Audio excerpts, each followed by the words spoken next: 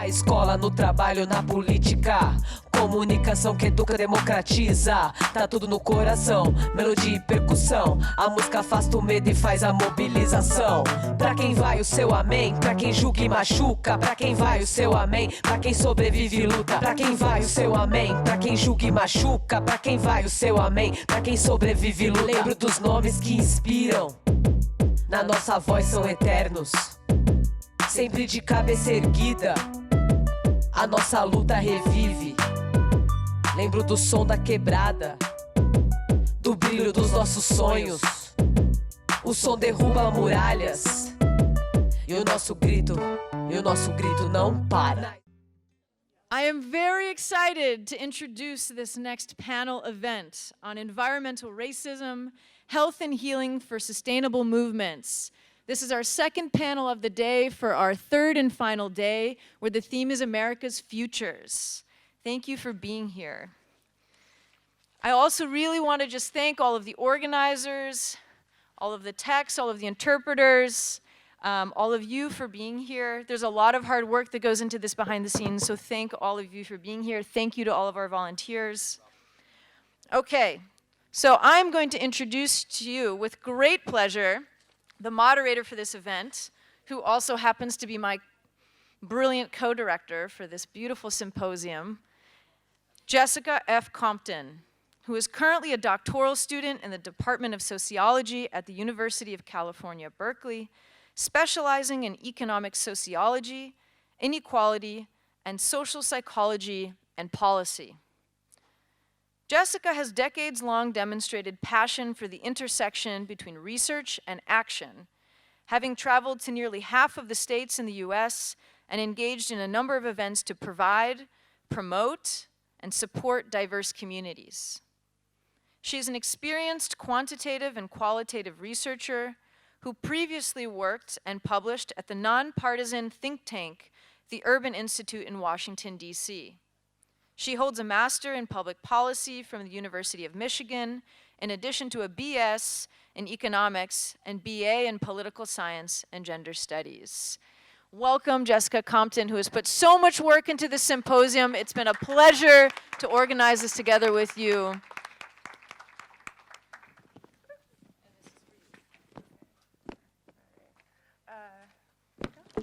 Okay, really quickly, before I introduce our wonderful panel here, I'm just going to give a little spiel for those of you who have been joining us for these days. You have heard this many times, so bear with me. And for those of you who have just joined us, thank you. Thank you for coming, and thank you for bringing your presence here today. So first things first is that we recognize that everyone has different lived experiences, and the topics that we are discussing can be challenging, they can be invigorating, they can be enlightening. And so if at any point in time you have a moment, whether it's a happy or sad or confused moment, there's a back corner over there that is kind of our healing space, our calm space. Feel free to get up whenever you need, head back there, take a breathe, lay down. And if you feel ready, join us again. And if you don't feel ready, that's quite all right. But we want to make that available to you. And then the second thing is the way we're doing our Q&A. The way we're doing our Q&A is that there's a little note card under your chair. If you don't have one, raise your hand, we'll make sure to get you one. And the point of this little note card is that as soon as a question strikes you, write it down on that note card. We're gonna have then volunteers walk around and collect those note cards in a little box and bring those questions directly to me. Me as your moderator, and I'm going to weave those questions into this dialogue. And so that being the case, we don't want to wait until the last 10 minutes to bring you into our conversation. You will be a part of the conversation as it is ongoing. Of course, not all questions will be answered or will be asked and answered. So we will be posting these questions right outside the front door. You'll see yesterday's questions out there. So go ahead, go read them, see if you can answer them, see what some of your answers would be, go out with friends and keep the discussion going. And now it is with great pleasure that I introduce this panel. So first we have Darlene A. Hall, PhD. She's the fourth of 5 children raised by a single mother in a low-income household and is a Black lesbian psychologist with very strong social justice values. She has 25 years of experience in the nonprofit sector as a direct service provider, senior administrator, internship coordinator, funder, and consultant committed to communities that have been historically disenfranchised. And this includes people of color, low-income individuals, women, children/youth, LGBTQ individuals, and people who are homeless, and of course, the combination of all of those different identities. She has also taught at the graduate level. Currently, Darlene has a private psychotherapy practice, and she has a consulting business called Intersections Consulting, which provides consulting, training, facilitation, technical assistance, and coaching in mental health, organizational development, program evaluation, leadership development, youth development, fundraising, power, privilege, and diversity, and sports/athletics and training and health training. Darlene has also developed a trauma-infused youth development model and a toolbox while providing trainings, workshops, and technical assistance for community-based leaders and programs on her expanded trauma framework. She feeds her spirit by playing sports, reading, writing, watching Star Trek, and other sci-fi/fantasy shows, enjoying musicals, volunteering in her communities, mentoring, taiko, drumming, laughing, and hopefully soon tap dancing. Ooh, can't wait for that. Then we have Henrique Gomes, who is an activist and resident of Maré. Is that correct? Maré? Pronounce that? Maré? Okay. Maré, one of Rio de Janeiro's and Brazil's largest favela communities, with a population of 140,000. He's one of 14 leaders in Movimentos, a group that aims to amplify voices of favela youth in debates about drug policy in Brazil and, of course, across the Americas. In 2013, Henrique began working on drug-related issues in Maré with crack cocaine users who live on the streets, where he researched the oral histories of users. Through Rodeio da Mer, an NGO in Rio that dialogues with residents, state and non-state actors, he opened a center, Casa Nomel, that offers harm reduction and alternative services. Henrique recognizes historical repression and violence from the state, but defends that movements must come from within urban favelas and peripheries. Last, we have Michael Mascarenhas. He's an associate professor here in the Department of Environmental Science, Policy and Management, also known as ESPM, here at UC Berkeley. His first book, called Where the Waters Divide, published in 2015, examines the market-based policies that produce inequitable water resource accesses for Canada's First Nations. His second book, New Humanitarianism and the Crisis of Charity, Good Intentions on the Road to Help, which was published in 2017, applies a similar methodological approach to investigate the privatization of humanitarian aid following disasters. Now, his current research, his current book project, examines water access in the cities of Flint and Detroit. He was an expert witness at the Michigan Civil Rights Commission in 2017 on the Flint water crisis, and an invited speaker to the National Academic of Sciences, Engineering, and Medicine's Committee on Designing Citizen Scientists to Support Science Learning. Give a big round of applause to our invited guests.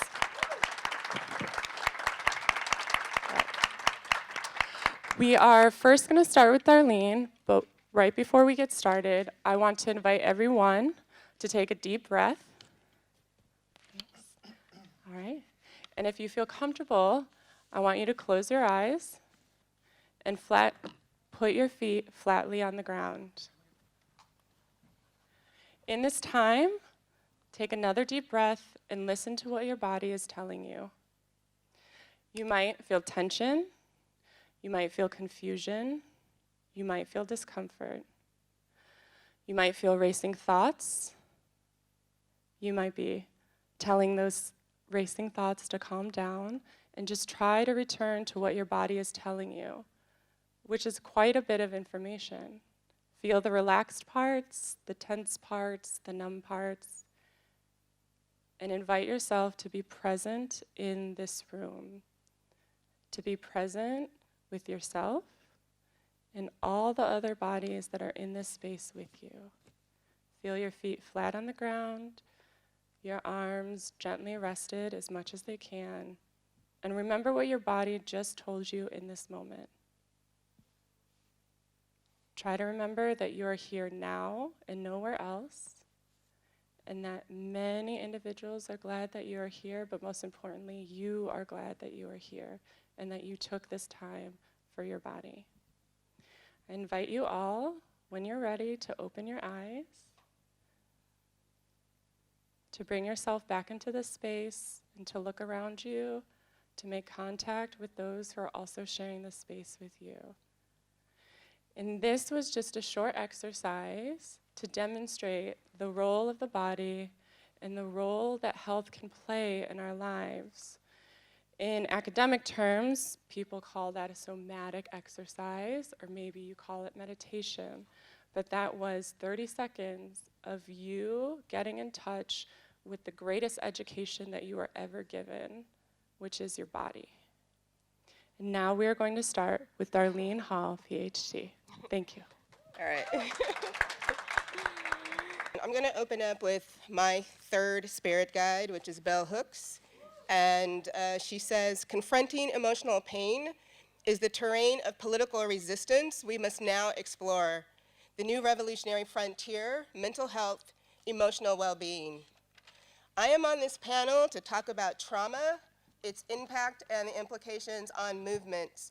And I want to just start by saying that trauma, I am observing, has become a trendy thing in recent years. And what that means on a lot of levels, when anything's trendy, means there's funding that's going to those programs or services. And then when the trend is over, it all dries up. But the other more psychologically related aspect to this, and I've been a funder, so I know that world too, but is what I'm hearing is we're using that word over and over and over and over again, and so the overuse of it is potentially contributing to a minimization of the reality and the impact of trauma, and that for me is extremely problematic. My interest in trauma goes back to 1992, and I first learned about a form of trauma I'm going to mention called intergenerational trauma in the first year of my doctorate program in a class called Native American Post-Colonial Psychology.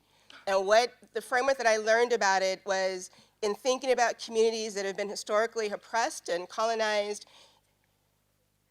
in that way. And it's funny because that's not people like me, that's usually not our first introduction to trauma, but it fit with who I am. Trauma is a big topic, and there's no way I'm going to do it justice in the 20 minutes that I'm going to present some information to you, as well as in the Q&A that happens afterwards.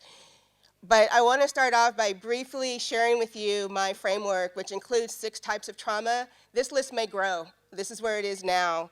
The first one I want to mention, some of you have probably heard about. It's called, the acronym is PTSD, which stands for post-traumatic stress disorder.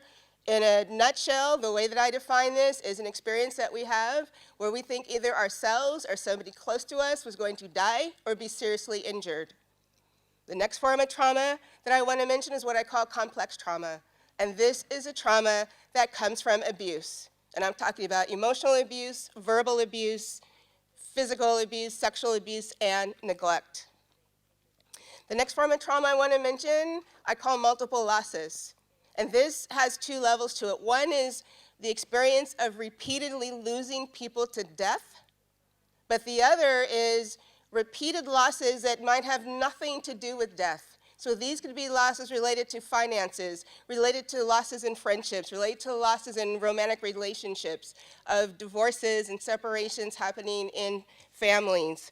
But it can also be things like family members who are in and out of incarceration.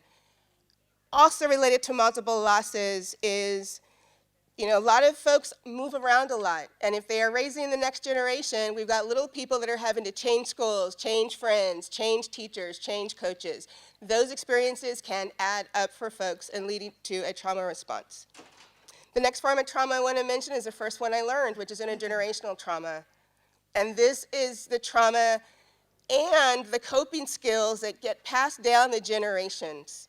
And the further we are from the original trauma, meaning the further the generations have happened, the more likely we are to be way more removed from the original trauma and not even think about it. So what we are left with are those coping skills, which we often call tradition and heritage and culture and the way that we do things.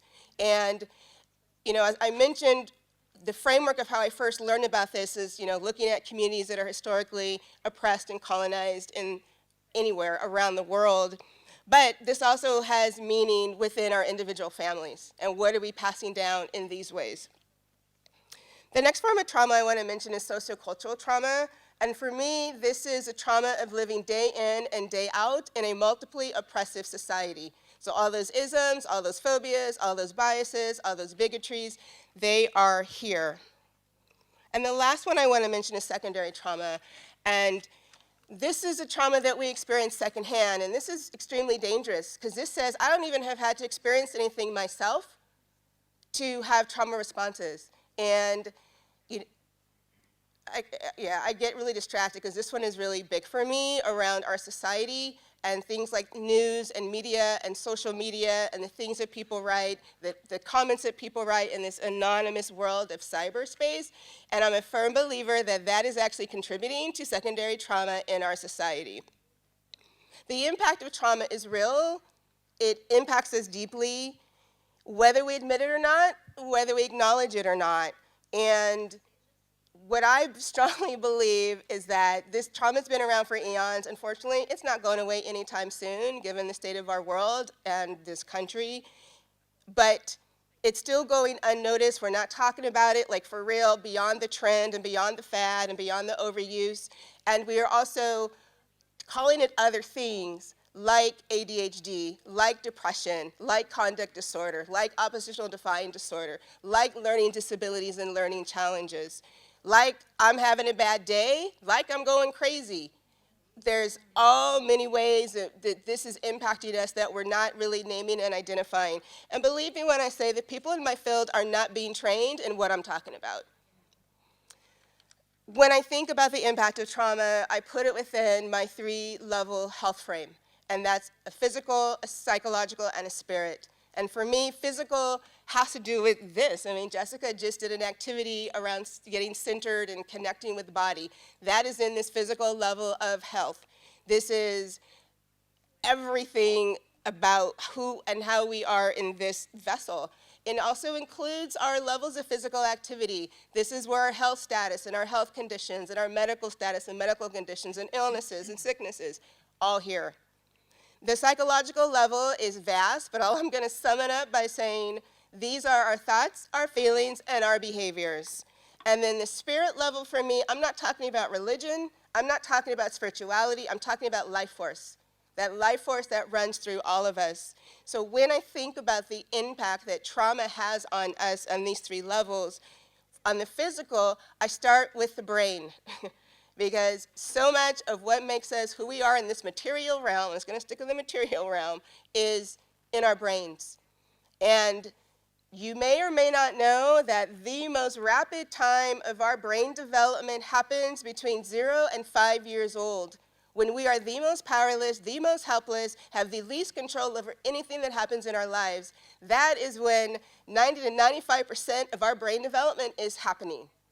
Which means we are born with billions of little brain cells, but not a lot of connections. And those connections happen through our interactions with the world around us. And if what is happening in the world around us is extremely stressful and is trauma-based and experiences, that is going to impact which of those pathways in our brains are getting developed and strengthened, which are getting weakened, and which are even getting eliminated. The brain's not judging it. It's just doing what it does. You use this a lot? All right, I'm going to help you with that. You don't use that very much? Okay, you don't need that. The brain is not making a judgment on it. exposure to trauma basically on a biological level is a stress response. And we all have that. That's why we're still here surviving, because that's sometimes we talk about it and call it fight or flight.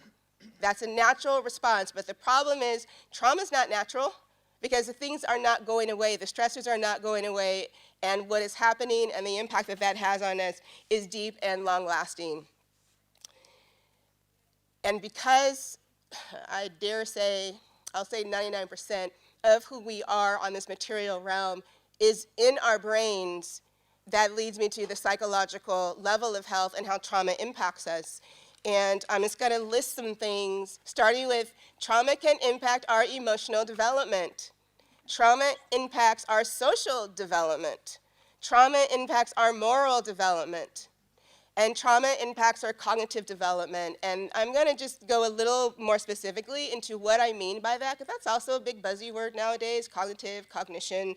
And I want to let you know some of the things that actually fall into this in the psychological level of health that are impacted by trauma. And go back to what I was saying about how we may be calling things that are really trauma-based, calling them something else. This may also help you to see why I think that.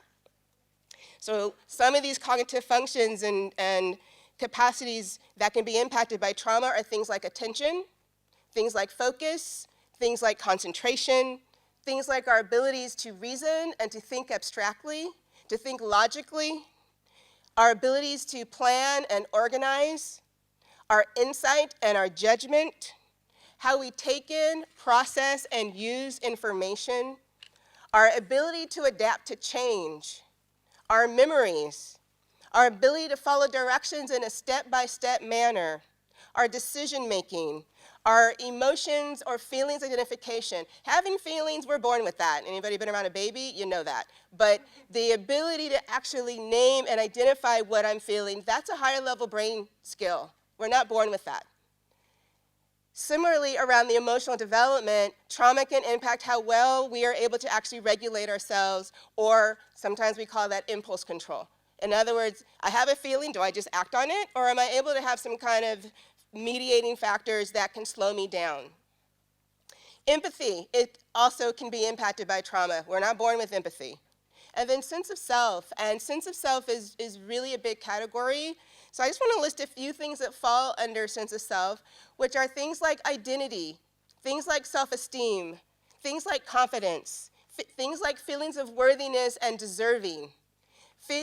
This idea of being good enough or just enough. So am I good enough? Am I smart enough? Am I black enough? Am I immigrant enough? Am I activist enough? All that stuff. All of those things, sense of self, a part of cognitive development, a part of my psychological level of health, can all be impacted by trauma. And then spirit. I'm a firm believer in mind-body-spirit connection. So if trauma is impacting me on this physical level, which, again, I'm starting in the brain, and then it has all these psychological impacts of how it can be challenging me as I move through the world, how can my spirit not be impacted by that? So now that life force might feel a little more listless, a little more deadened, a little more flat. I want to share with you my definition of social change, because it has changed over, sorry, I'm going to give you that. First, social justice. They both have changed over 30 years. So my definition of social justice started off as being more activism-oriented, but today it is healing. And I define that as a decolonization of the mind, the body, and the spirit. And thank you. And I believe that it is only through this healing of ourselves can we learn to treat ourselves better, which then will impact how well I can treat you, which to me has the power to change the world. And I look at that through my lens around the 4 levels of oppression.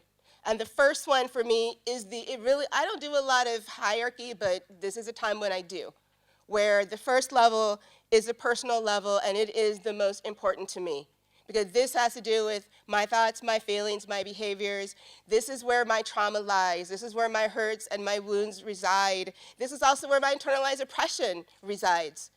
And if I am not doing that work to heal all those places, then that's going to impact how I move through the world. But my experience is our society, we give the least attention to this area.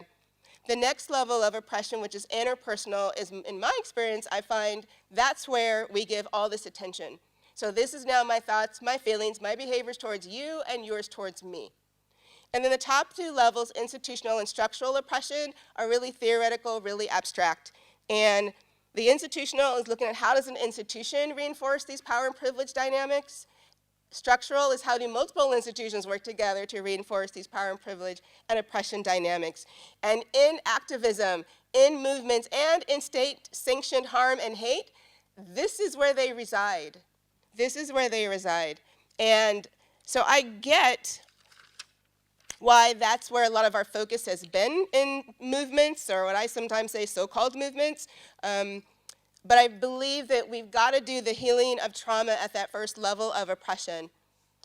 I want to briefly share my definition of social change, which is, and some of you may recognize this, and this is not what it was 30 years ago, but this is what it is today, which is not doing the same thing over and over again, expecting a different result.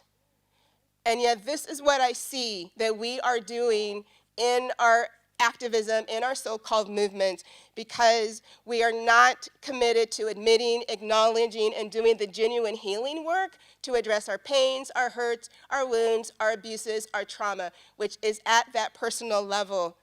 Because when we are not doing that, we are then more likely to disavow and disconnect and deny and ignore these really hurtful, painful parts of ourselves, and guess what we do with it? We dump it onto each other.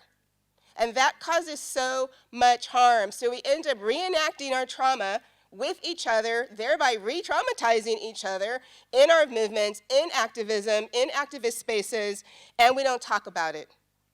So at this interpersonal level, if I am not doing this healing work, that is how it shows up. But at the personal level, it also shows up in how am I treating myself? What am I putting into my body? Food, drink, my level of physical activity. What is my stress level that I'm not paying attention to? Am I oh so busy and I don't have time for care? Stress is related to so many different diseases. It's not even funny. But as I observe this lack of real, genuine attention to healing and the impact it has on us and then how we treat each other in movements is something that I have experienced myself. I've read about it. I have people in my psychotherapy practice that are completely distraught around this because it is causing physical distress, psychological distress, and spirit distress. So while we say we're advocating for social change and we're in these movements, what I'm seeing is we're doing the same thing over and over again. And that is not my definition of social change, and definitely not my definition of social justice. So for me, I believe in activism as life. It's not about a movement. It is not about a protest. It is not about a direct action. It is about how do I move through my life on a regular daily basis all the time, from how I show up in a grocery store to how I show up at work to how do I treat strangers. Like, it starts with me. It starts with me. And that, again, is that first level of oppression.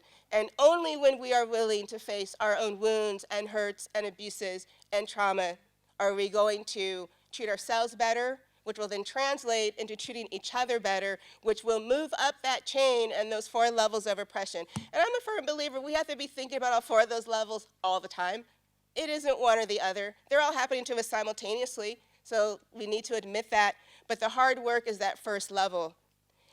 And I'm going to close with the idea that there are forces, values, practices, stereotypes, words, sayings in both American culture and Black culture that discourage and dissuade and detract and say, don't you even think about doing that kind of healing that Darlene is talking about. So it can be things like if you are ever in a contemplative place or introspective place or reflecting on how you move through the world and somebody says to you, stop navel gazing. Or you're just, you're full of self-pity, or you're just feeling sorry for yourself. Those are all, or just literally being told to shut up. That's a recent one I heard from the pulpit, shut up. That is designed to stop us from this genuine healing process, as well as a lot of things like being super busy, not slowing down. In terms of Black culture, sayings, practice, our stereotypes. Keep on keeping on. Strong black woman, strong black man. Let go, let God. Never let him see you sweat.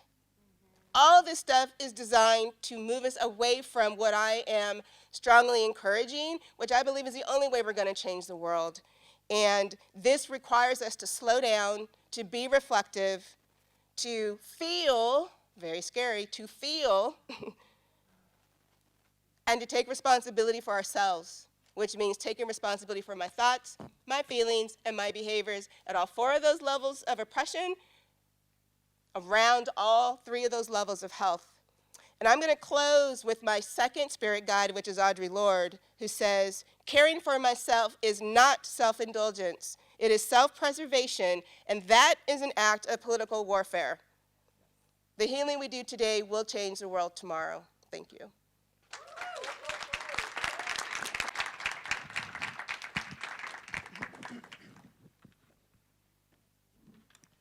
Alô, alô, alô.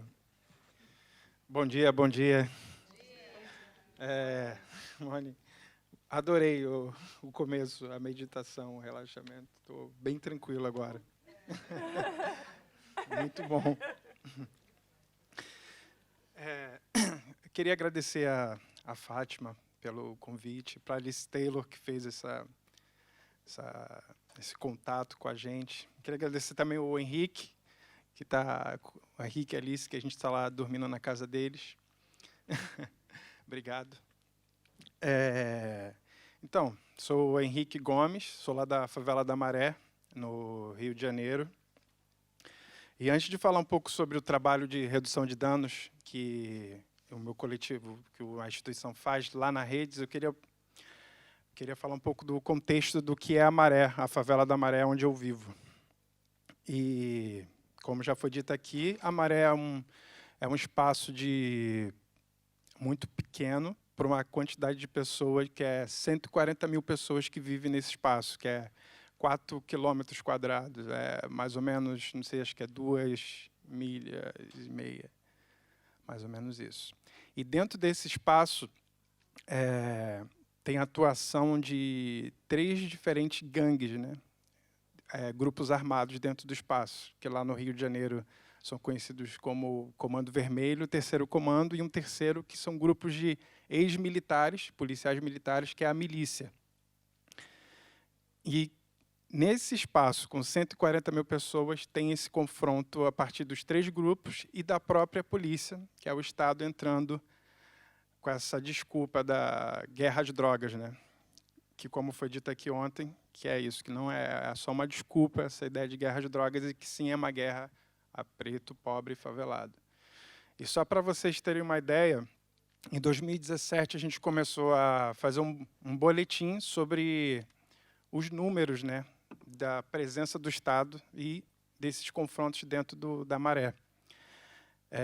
Em 2017, teve 42 confrontos, né, entre esses grupos e a polícia entrando, 41 mortes, 90% eram jovens, até 29 anos, negros, e com essas operações ainda tem outras dinâmicas que são afetadas, como, por exemplo, teve 45 dias sem aulas, com escolas fechadas, 35 dias dos postos de saúde, o que tem fechado. Mas, apesar de tudo isso, a Maré é um lugar que, como faz parte da cidade, é um lugar maravilhoso. Assim. Para mim, é um lugar de muito... Enfim, sou apaixonado pela Maré. Então, nesse contexto, é o que a gente começa a fazer esse trabalho de redução de danos, né? Que começa em 2015, a partir muito dessa agenda da segurança pública do Rio de Janeiro, que em 2008 foi criada uma polícia de aproximação, que era chamada de UPP. E ela entrou em algumas favelas, e com isso tinha uma população, até pouco tempo, o crack, né, no Brasil, ele nos últimos 20 anos, tinha uma população de usuário de crack na maioria das favelas, onde a polícia chega, com essa polícia de aproximação. Então, ela começa a jogar essas pessoas para a zona mais pobre da cidade. E é onde eu vivo, onde é a Maré, onde tem essas cenas de uso aberta, né, de crack e outras drogas.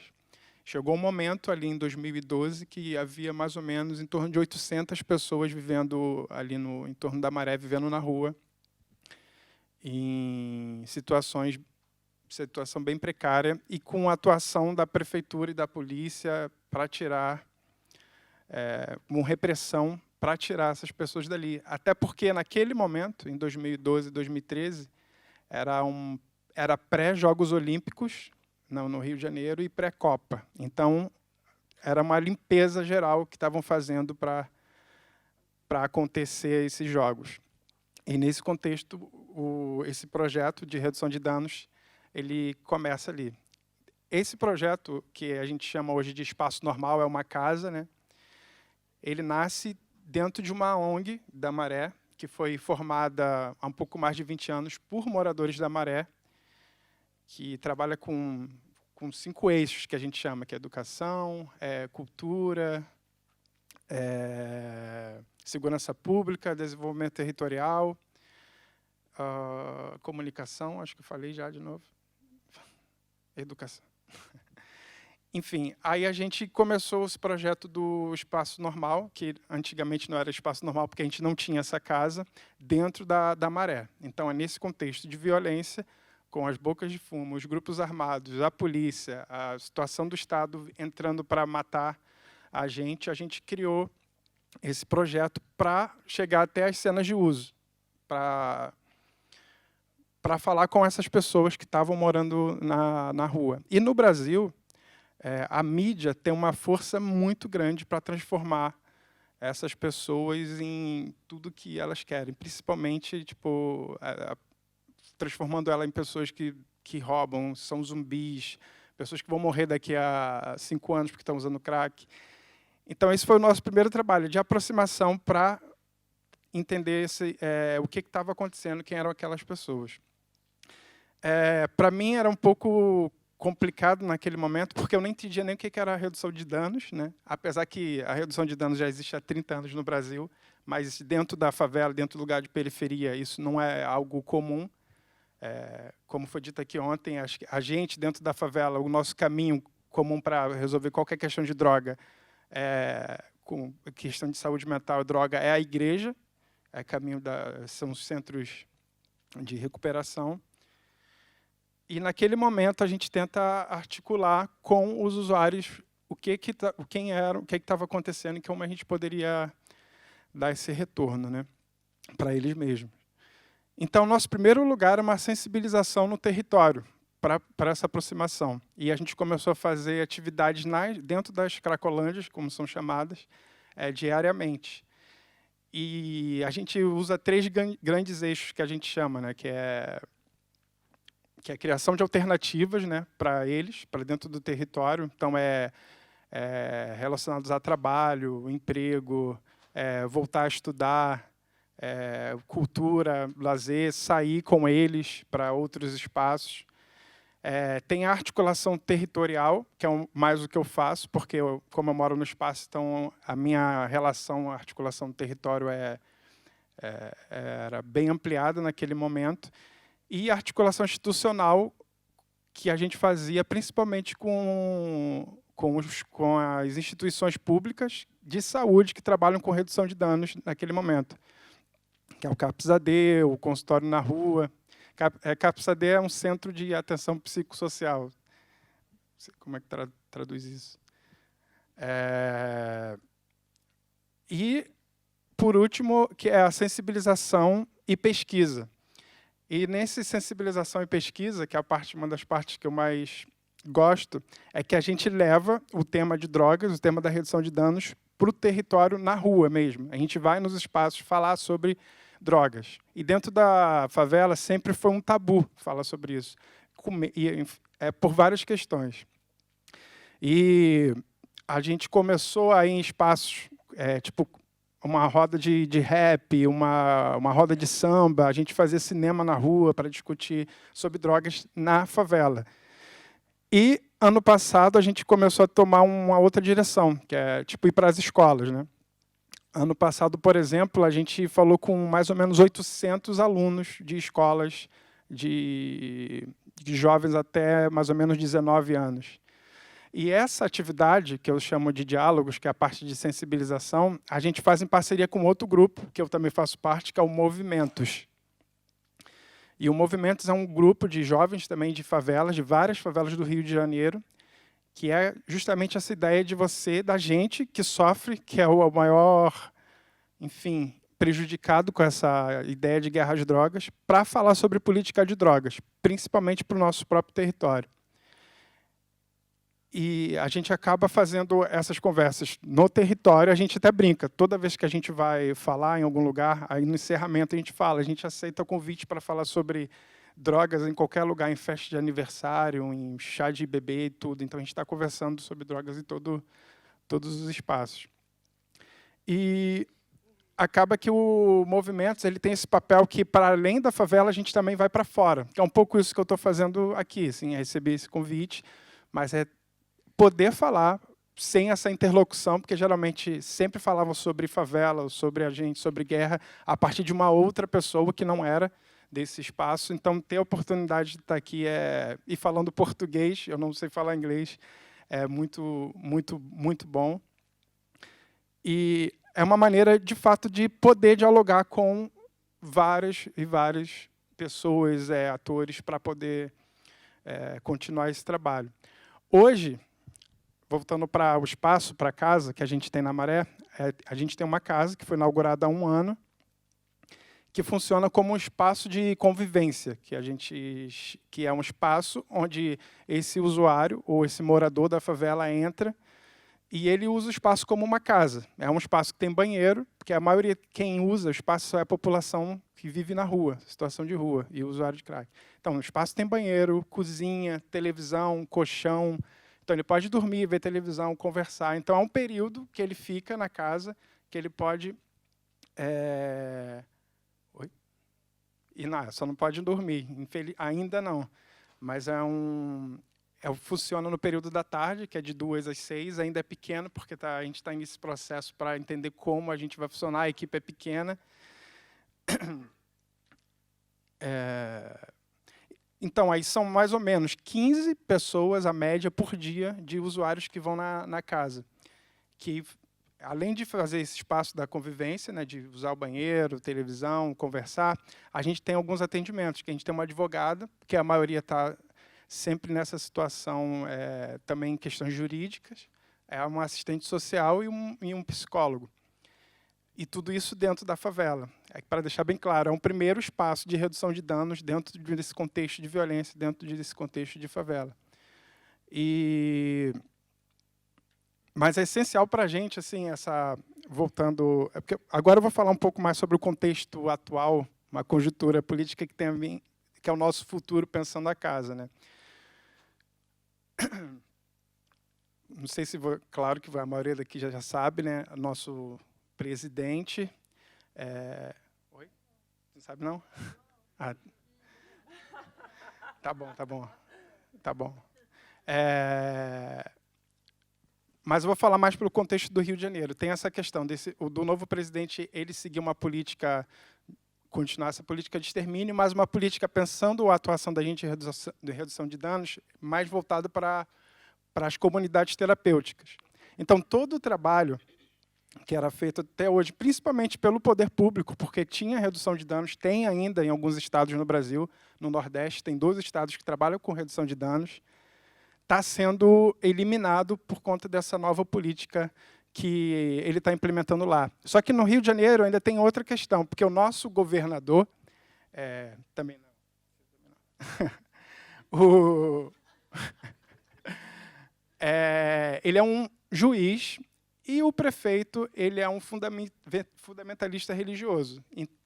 Então, essa prática do extermínio ele está muito mais posta. E da redução de danos, muito para o lado. Então, todo o dinheiro investimento que ia para a política de redução de danos está indo para o centro de recuperação. Então, nesse contexto que a gente está vivendo hoje. E como a gente lida com isso? Então, o mais importante, como eu falei, são essas parcerias, né? Então, a gente participa de conselhos, participa de encontros, participa de todo tipo de atividade que a gente possa, de fato, dar um retorno para o espaço normal. Mas uma coisa que nos preocupa hoje, principalmente a gente que mora, porque eu moro na favela, trabalho na favela, convivo com essas pessoas cresceram comigo, algumas delas, é que dentro do próprio espaço, com essa lógica da criminalização das organizações sociais, dos coletivos, é como a gente está sendo visto hoje, esse trabalho. Isso está muito complicado, porque a gente começa a ser atacado de várias formas por esse trabalho e por estar dentro da favela, e com essa lógica de que a ideia de que a redução de danos na verdade, contribui para essa pessoa continuar usando drogas, né? Então, com isso, esse trabalho de sensibilização ele é muito maior agora, ele é muito mais forte. Então, a gente está indo muito mais na rua. Só que, ao mesmo tempo, a gente tem uma outra questão, porque a gente, algumas maneiras que a gente encontrava de financiamento para a gente era também através do Estado, né? Com editais, enfim, outras coisas. Só que agora está tudo começando a ser cortado. Então, a gente não tem, por exemplo, previsão a longo prazo para continuar trabalho nenhum. E, externo, a gente começa a ter essa preocupação de se isso, de fato, vai continuar. E como, se é possível que ele consiga também cortar esse tipo de financiamento. Então, hoje em dia, a gente está tentando articular o máximo possível com outros parceiros para continuar esse projeto, essa ideia. Porque todo mundo que trabalha, que faz parte do espaço normal, do Movimentos, é pago para fazer isso também. Então, é um trabalho. E o nosso futuro enfim, a gente continua nesse lugar para sobreviver. A gente sempre esteve nesse lugar sobrevivendo. Então, não é muita novidade o que está acontecendo, mas é muito mais legitimado o que estão fazendo com a gente. Só para terminar, o governador do Rio, ele falou assim, que ele tomou posse, que agora ele vai enfrentar os narcoterroristas, como eles chamam quem mora em favela, e que pode atirar na cabecinha. Ele fala que vai contratar sniper para atirar na cabecinha. Então, é nesse lugar que a gente vive e nesse espaço que a gente está trabalhando com redução de danos. Thank you.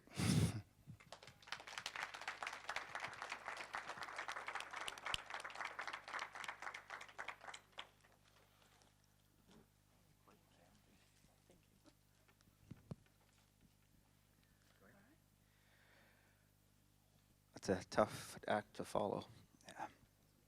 Yeah. First, I'd like to thank the conference organizers for putting this conference on. And it's great to be part of this panel, this important conversation. Second, I think as we talk about state violence, it's important to recognize that we are having this conversation on the traditional lands of the Ohlone Nation. And to also recognize that this land and all of this land is colonized land, it's stolen land. So I want to spend a few minutes just to touch on some points about my ethnography work, my ethnographic work in Flint and Detroit. And for the last three and a half years now, I've been collaborating with activists, mostly women of color, as they fight urban austerity measures in the state of Michigan, the poisoning of water in Flint, and the shutting off of water in Detroit. So most of you are probably familiar with the Flint water tragedy, at least in terms of its data. 100,000 residents intentionally poisoned, 9,000 children, 200 confirmed cases of lead poisoning, 90 cases of Legionella disease, of which at least 12 have died. Also, given that Legionella's bacterium causes fever and other flu-like symptoms, the number of people that have been adversely impacted by Flint's untreated water system could actually be much higher. A frontline investigation found that the death toll from contaminated water to be 119, much higher than the health officials have acknowledged.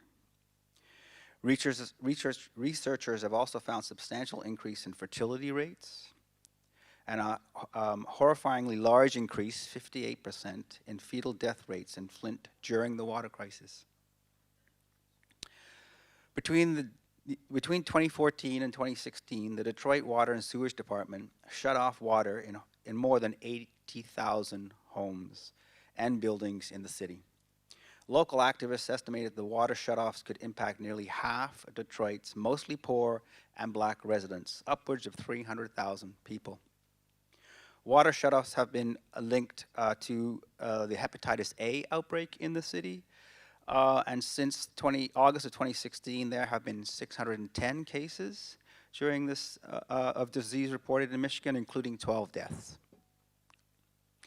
But I also want to argue, and I argue in the book, that water shutoffs and poisoned waters are the tip of the proverbial iceberg in what continues to ail and trouble Michigan's majority black and urban communities. Poisoned water and water shutoffs were followed by government subterfuge, cover-up, and elaborate blame game. Local residents were characterized as helpless and sometimes responsible for their hardship. And citizen science efforts were obstructed by pay-to-play iconoclasts. Massive profits were silently trickled to white coffers as majority black cities were forced into bankruptcy to pay indebted bondholders and city financiers, the DeVos family, the Illiges, and the Gilberts. Water insecurity, water contamination, and water affordability are amongst the most pressing and urgent social problems facing urban America. Water access, too, is rapidly becoming another exclusively white space. And the human consequences of these water wars are hidden from most urban and suburbanites rooted in a condition of privileged white ignorance, as they continue to have no idea what people of color go through in this country. Poisoned water and water shutoffs cleave families apart as some relocate, seeking temporary relief and shelter elsewhere. Remaining families live in fear that welfare authorities might take their children from their homes for lack of water. Days are lost from working, and children miss school days as families navigate new environs or try to figure out how to survive in these forgotten places. Entire swaths of Detroit and Flint are left abandoned without water, leaving people unable to cook, unable to clean, shower, bathe, and terrified to nurse their infants. Living precariously from one bottled water to the next means facing a rising tide of personal despair and indignity, and having to ask help and handouts from family, friends, and charity. For many, mortgage foreclosures have led to homelessness, as entire generations of accumulated black and brown wealth is forcibly taken, and homeowners put out on the streets.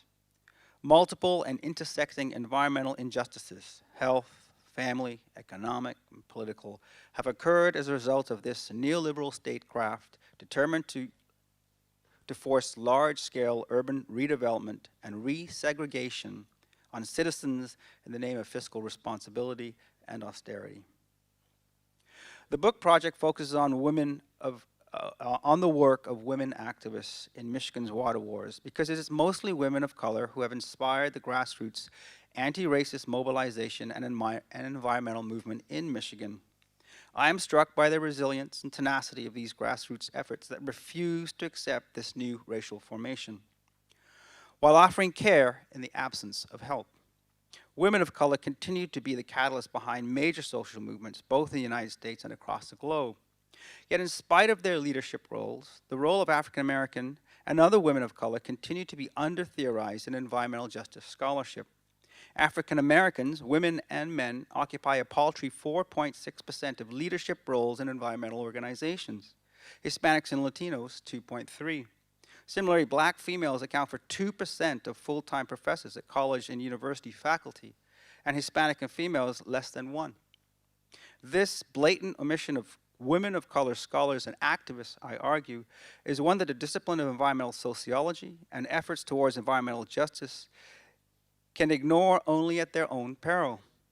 In insisting that the personal is political, women of color have cultivated a distinctive standpoint that has proven not only to be life-saving, but also a formidable challenge against elite white male interests and their egotistical worldviews. But this period of ethnic and racial environmental injustice has not only been state sanctioned, but also has been reinforced by other actors, including school boards, churches, family services, and the police. In many ways, the government-instigated water crises have provided an opportunity for these institutions to sharpen their racist bite, to refresh their imperial mission and maintain American-style apartheid and segregation, racial violence, and urban policy more broadly. These decisions killed and caused serious harm to people. They imposed measures intended to prevent births and forcibly remove people of color from their communities. This is why people in Flint and Detroit charged genocide. These multiple and intersecting environmental injustices at the hand of state authority underscores the violence embedded in urban austerity.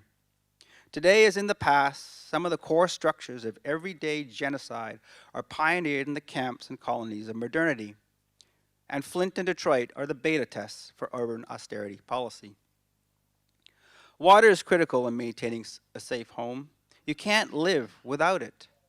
If your gas or electricity gets cut off, you go cold. You put on a coat or a blanket. If your cable is disconnected, you stop watching TV. That's not a bad thing. But if your water gets cut off, you can be evicted. You could have your children taken away. If your water is poisoned, your house is lethal. In languages all over the world, sociologist Matthew Desmond writes, the word for home encompasses not just shelter, but warmth, safety, family, the womb. The home remains the primary basis of life. It is where meals are shared, quiet habits formed, dreams confessed, traditions created. Housing stability leads to employment stability. Housing instability can downgrade a child's health, ability to learn, capacity to cultivate peer groups, a sense of worth. In many ways, the home is the social determinant of health. All of this suffering is shameful. And in both the cases of Flint and Detroit, and in so many other harms done to people of color, it was also completely unnecessary. The decision to poison people and turn off their water was also a collective decision made by government officials and agency staff, those trusted with providing the public good, as well as those looking to make a quick buck or to recuperate a loss.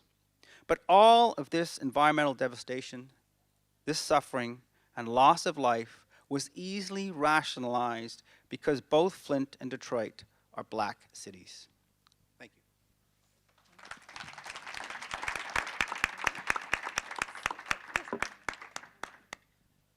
Okay, I invite everyone again to take a deep breath, all right? That was quite a bit. I have a few comments, and I just want to tell to my speakers, I want to give you an opportunity to think, look at your notes and see if there's anyone on this panel who you'd like to respond to, right? Everyone said a few words, and I want to give you a moment to collect your thoughts, and if there's anyone that, you know, if you want to turn to Darlene and respond to something she said, Darlene, if you want to turn to Michael, maybe comment on something that he said. So I want to give you a moment, and I'm going to say a few comments.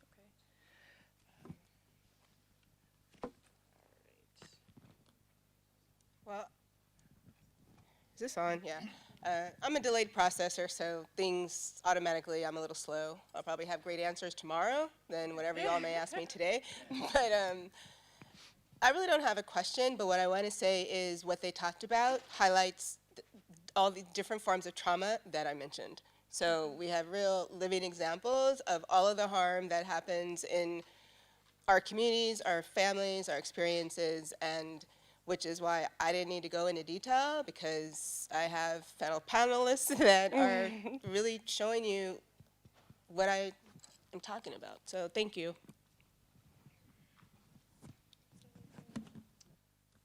I would just like to thank Henrique and Darlene for the work that they're doing. It's very important. Thank you both. Também queria agradecer.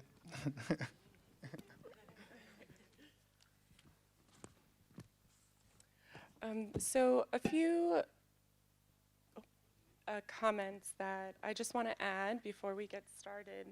in a broader conversation is that one of the reasons we decided to have this panel, oftentimes there are panels on health, and right, they're usually talking about doctors or the health system, but we wanted to really see health in its full picture. And the reason for this is really when we think, yesterday we spent the day looking at our roots, our history. And another way to think about that is actually that the life you have today is yours. It's a little piece though. And that little piece, as much as you're living it now, actually is not all yours. It belongs to time. You carry history with you and through you.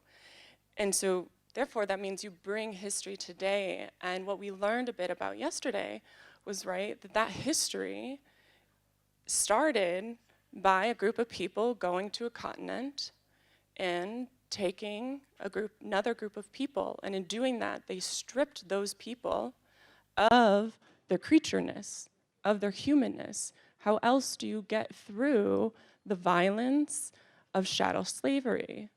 But in making that choice to create a slave system, those people who enslaved stripped themselves of their humanness and of their creatureness.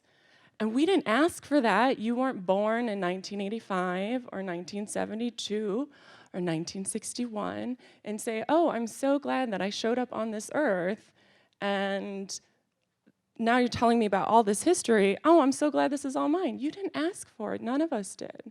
But we are responsible for it now because we're here now. We own our little piece now in the history that comes with it. And so we had this panel for two reasons: to try to understand the ways that health is practiced. So, right, health by the healthcare system, by our state, so that includes the water system, air quality, and its effect on our bodies.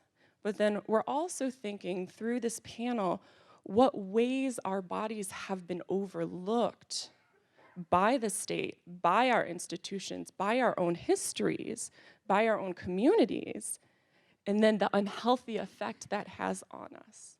So, right, those are kind of two different dynamics. So I'm gonna start off with a big question here. We'll see where we head off, which is, what are the ways that individuals and communities can cope, can heal? The answer that we're often given, right, is that we just need more Black faces. If we had more Black professors, so let's have a diversity initiative and get more Black professors. Let's get more Black doctors, right? Let's get highly educated Black people and bring them into poor communities, right? And this will help heal, this will help people cope. However, Black faces in universities, in work offices, does not mean that, one, the function of those spaces alter. Those institutions are racist because no matter the Black presence, a racist structure is always gonna produce racist outcomes, right? And two, bringing more Black bodies, more Black minds, more Black spirits does not necessarily mean that those Black people are healed enough, have done the work for themselves to heal, are in healing spaces to not actually reproduce those same harms as Darlene articulated so well earlier. So my question for the panel is a big one, and I hope we can start there. That what do we do when these structures seem so big and so seeped in a history that none of us asked for?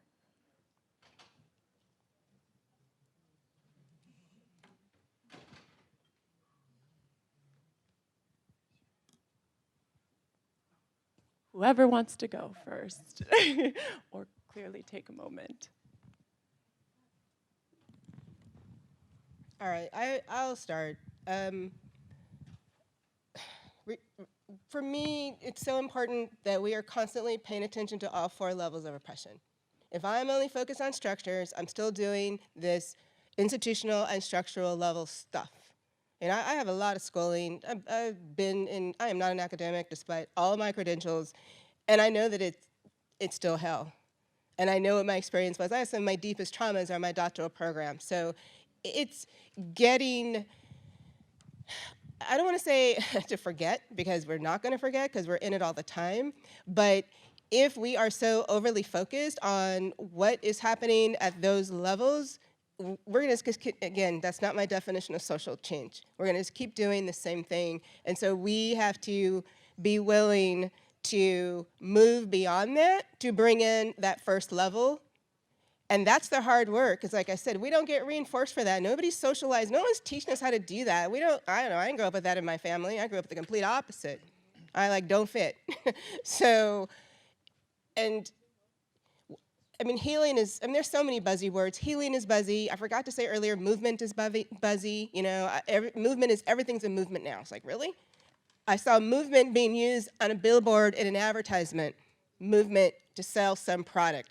So getting beyond the jargon, getting beyond all the slogans, getting beyond all of this to really do the work to slow down. I mean, first of all, we have to slow down. That to me is the first step. If I'm too busy to make time for myself, I'm not going to be a part of a healing process. A lot of times people think, oh, healing, it's going to cost money. Oh, you have to go see somebody like me in psychotherapy. Okay, that's one aspect, but it's not the only. You know, there's art, there's writing, there's walking in nature, there's reading books, and I'm way bigger on books than I am on the internet, so that's definitely my bias. You know, there's, you know, I'm a radical feminist, and I came out in my feminism in the 80s, and this whole idea around what I learned that came before me is what we're doing when we're braiding each other's hair or we're fixing meals. Like, what conversations are we having? How honest are we being? You know, what are we cooking? Let's look at that. You know, bring in what we call popular education, where we are analyzing things exactly where we are, because that, for me, is where the healing resides. And if I am only focused on, well, I don't have any black professors, and believe me, I didn't have many, I did have some, but in my 11 and a half years of schooling post-high school, like this, less than one hand, that is so depressing and so disheartening. And I firmly believe that it's all by design, so that then I will stay in a sickness mode. I will stay locked in my trauma mode, which is only going to self-destruct me, which is going to only self-destruct how I then treat you. And then I try to join a movement that's trying to bring on more diverse faculty, for example, to use Jessica's example. But then how am I treating my fellow activists that are organizing? Am I treating them horribly? Am I policing them? Am I judging them based on their hairstyle or who they're dating or how they dress, how they talk? That is not going to move us forward. So I could go on, but I'm going to stop.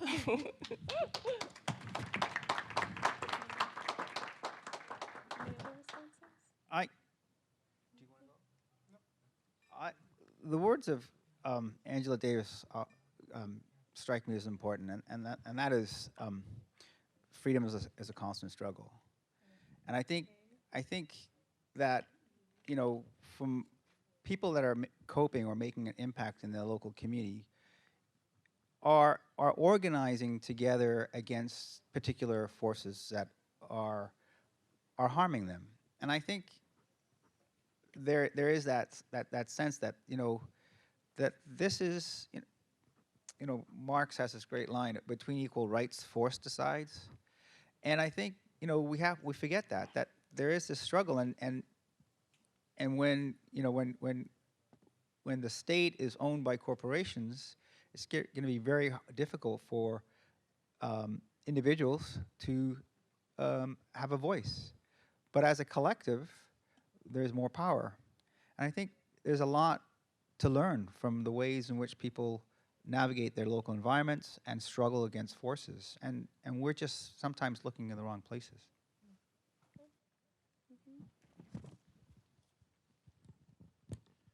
Eu venho conversado muito no último ano, assim, é porque essa relação que eu estabeleci desse trabalho de militância e ativismo, ele é muito recente, apesar de eu já estar numa idade um pouco mais avançada, mas é muito recente na minha vida, e pensar esse lugar hoje, para mim, foi muito dolorido, assim, de tentar construir, enfim, alternativas para me proteger, para o coletivo, para esse trabalho que a gente faz na Maré, enfim.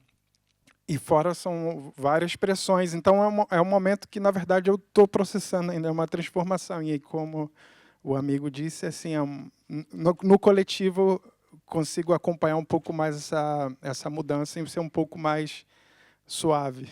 Mas é isso.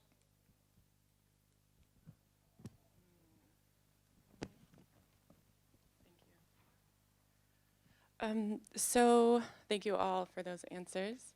I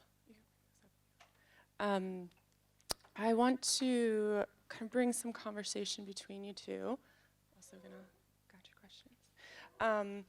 You know, Darlene, when she spoke earlier, she said how over time, right, her definition of social justice and of social change has changed, and she shared that with us. And Michael and Henrique, I'm wondering if you've had a similar experience, maybe not necessarily around the definition of social justice and social change, maybe around the definition of those, but perhaps Henrique, your understanding of harm reduction and what that means, has that changed over time, and perhaps why? Michael, have you had, in the work that you've done as time has gone on, how have your understanding of social change and social justice perhaps changed?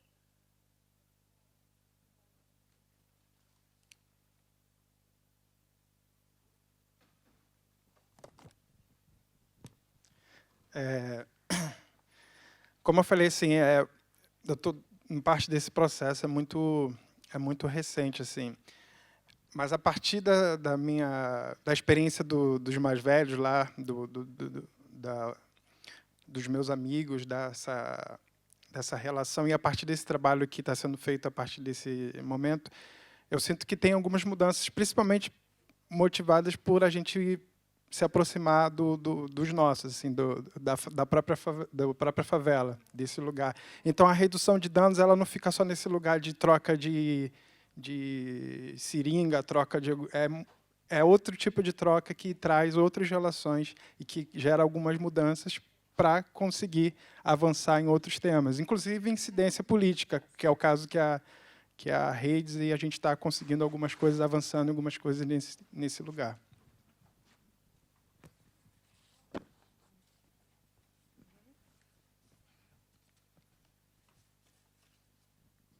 You know, when I think about the environmental justice movement and sort of how that comes out of the civil rights movement, but the strategy of a lot of activists at that time, early in the movement, was find a toxic waste site, measure disproportionality, and lobby government for equal laws.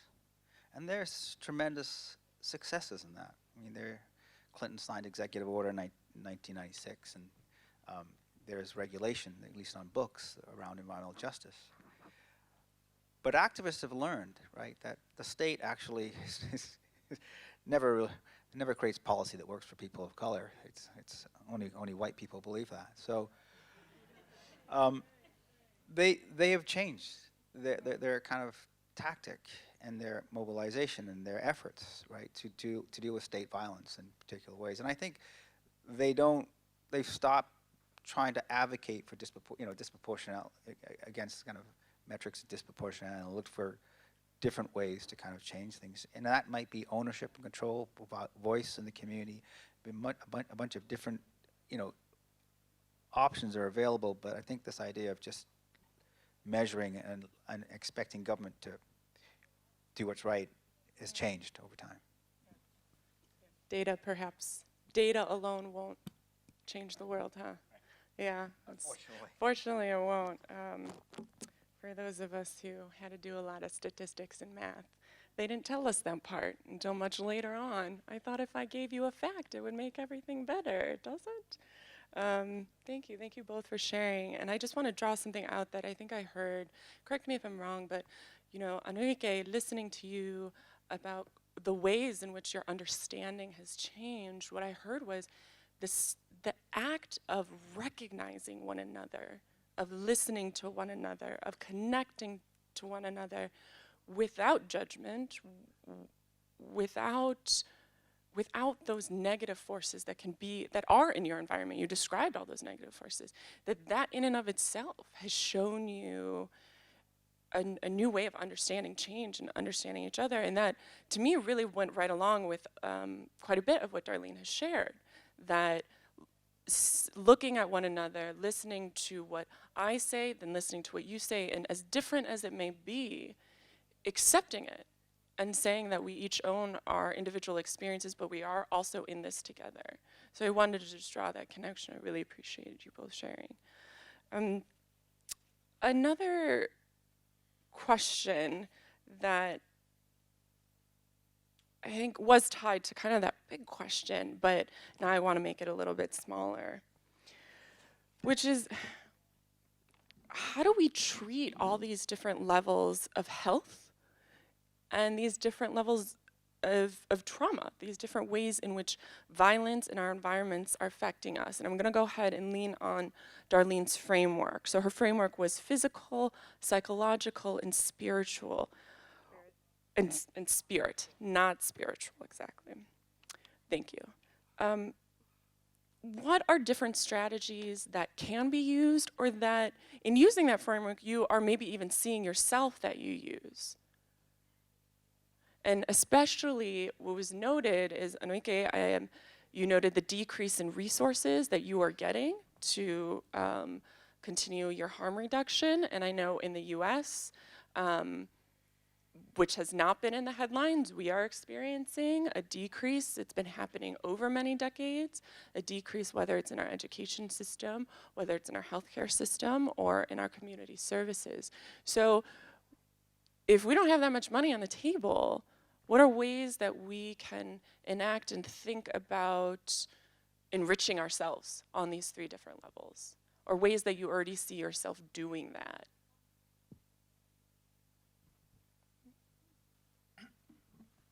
Or in the case of Michael, ways that also you might have seen, given you've been working so much with different populations, and specifically in the Flint and Detroit area.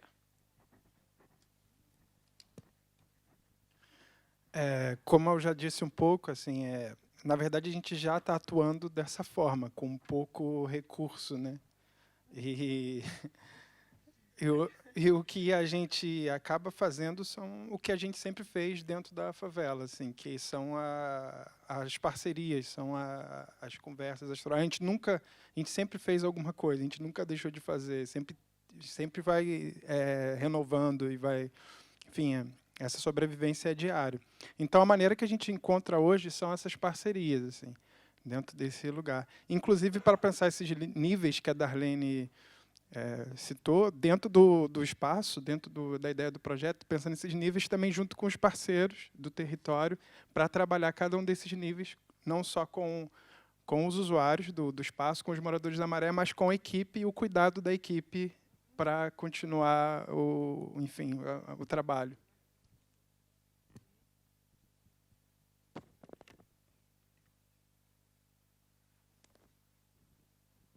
You know, some of the things I've seen in Flint and Detroit are actually quite fascinating. I mean, so you've got people bringing water to people who don't have it, and you can imagine the amount of people that can't just go to a pod, point of delivery, and pick up a case of water, for all sorts of reasons. Right? But a community. Latinx community might work with a church and might bring lawyers in, immigration lawyers. So as folks are looking to get water, because one of the things I didn't say was ICE is really, because Michigan is always 100 miles from the border, ICE is set up shop big time. Right? Lots of we can't document how many families have gone. Children, I mean, taken from schools, parents have been taken from churches, and so what the community is trying to do is get immigration lawyers in at the pods, or get them at the food where they're distributing food as well, so that people can have access and figure out how to get become citizens. So there, the various different ways in which they're being objectified. Citizens are trying to find ways to kind of deal with these in multiple ways. It's nice to see. Darlene, did you want to add anything? One of my favorite phrases is critical consciousness, and I look at that as a combination of critical thinking and consciousness raising. So I encourage everybody to use, well, A, just use those skills, period, because we're not trained to do them, and not even in academia. They're not looking for us to really be independent thinkers, and a critique. Conformity is the name of the game. And so just that very act alone of really allowing yourself to be a critical thinker wherever you are, again, any moment in time in your life with this activism as life framework is, it's taking that thinking that you may be more used to applying at those institutional and structural levels and applying them to self. So where you're deconstructing, where you are rethinking, not just put it way up there, but to bring it home. Because that, again, and I'm a broken record about this stuff, but that is part of this healing work. And whatever, with those 4 levels, I can just be inviting people over to my house once a month for brunch, and we're having just serious conversation, or we're doing a book club and we're reading, All About Love by Bell Hooks or Sister Outsider by I mean, there's 1,000,001 ways to do this, and I've probably done 500,000 of them in my life, and I will continue, because this is a lifelong journey. This is not a one-time thing, I'm done, I'm out. This is continuous. One of the really challenges around trauma is I don't believe it just goes away. The body, like with how Jessica opened, the body remembers, the body holds. I do believe that as we are working through and addressing and dealing and being honest and caring for self and caring for spirit and giving back and replenishing in healthy ways, that we can get better at how we cope. How we move through any given moment, getting better at identifying, oh, I'm having a trauma response. I had one this morning, and I had to go through all my stuff around, all right, what's coming up for me? Where is it coming from? What am I feeling? How am I going to manage this? Because I've got to go be on stage in, 3 hours. So it's that work which then allows me to come and be on this stage and share this and be with all of you all. It's just so crucial to me that we just stop looking externally. We have to look internally. We are all, I believe we're all leaders.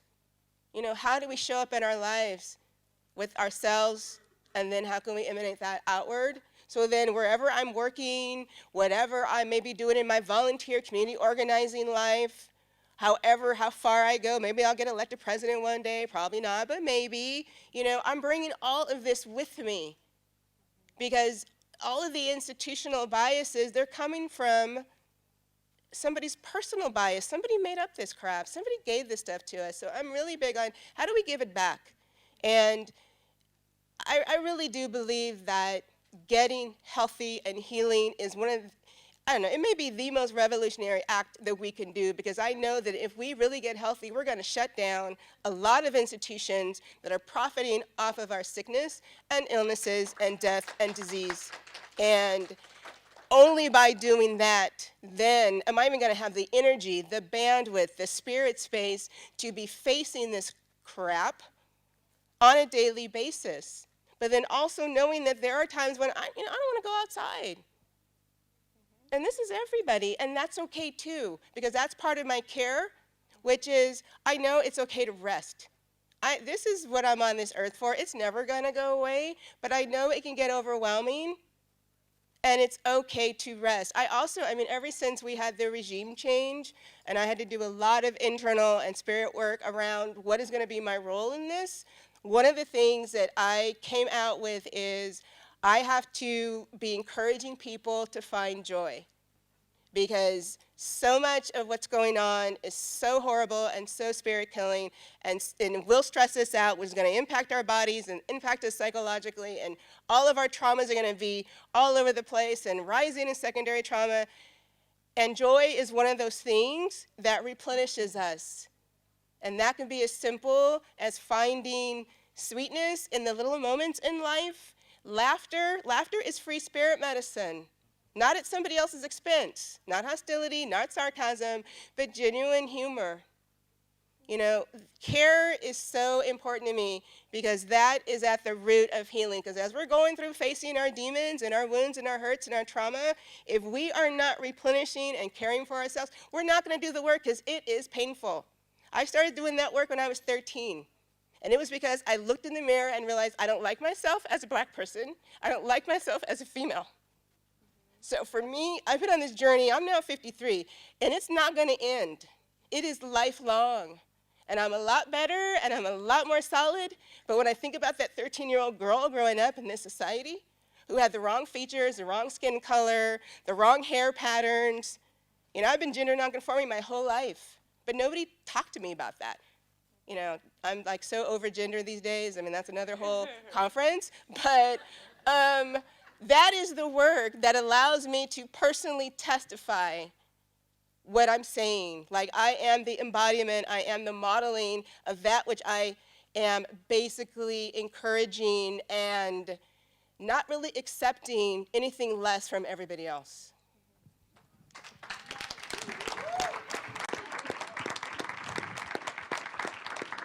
Thank you. So I know we're at time right now. I just want to add a little bit an answer to that question, which is, yes, you may not have the monetary resources, but you do have tons of resources. There are libraries with books on trauma, with books on boundaries, on how to develop healthy relationships. Maybe avoid the ones that are written by white dudes and try to find the ones written by women. There are ways to form groups. I know in my department, we've started a Black Sister Circle. Once a month we meet and we spend an hour talking about some real talk stuff, and then we spend the rest of the time laughing, genuinely laughing, bringing joy to one another, bringing our stories to one another, and then going on about the rest of our lives. But that's our sacred little space. You can do that. And then you can just start with one other person and just talk about this talk with them. And maybe that person won't accept it, so try another person, and that's a place to start. And then the place to start is in yourself, to lean in. And Darlene gave us a great personal story that her journey started at 13. I didn't stare at myself until I was 25, and then took a harder look when I was 30. And I just met a woman who didn't start till she was 41. Another woman didn't start till she was 60. Another man didn't start until he was 70. The point is you start and you lean in, because in this society, and I'm not sure if it's the same in Brazil, but you're taught to look outside before you're taught to look within. So all the comparisons, all the, well, everybody's looking like they're having fun, so I'm supposed to look like I'm having fun. If you're not having fun, you're not having fun. Go take care of yourself. Not having fun, that's it. And go spend time with yourself to figure that out. And maybe you won't be able to lean on your family. One question that we didn't get to was, for everyone here, I wanted to talk about a little bit. What does it mean to accept that maybe your family or your community wasn't safe, wasn't healthy? So that in and of itself is a process. So all of this is work to continue doing, both starting at the individual level, starting at the community level, and building to the state level. So thank you all so much for joining us. We have lunch in the back corner, and we hope that you speak to maybe somebody you've never spoken to before here today, that you take a moment with yourself for everything that you just learned. And we had a few questions that we didn't get to, and they will absolutely be posted right outside, so we hope you give them some consideration. Thank you three all again so much.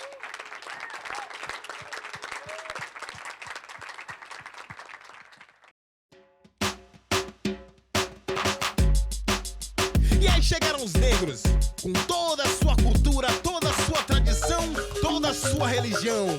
Nunca pense em desistir do que se quer, os inimigos estão das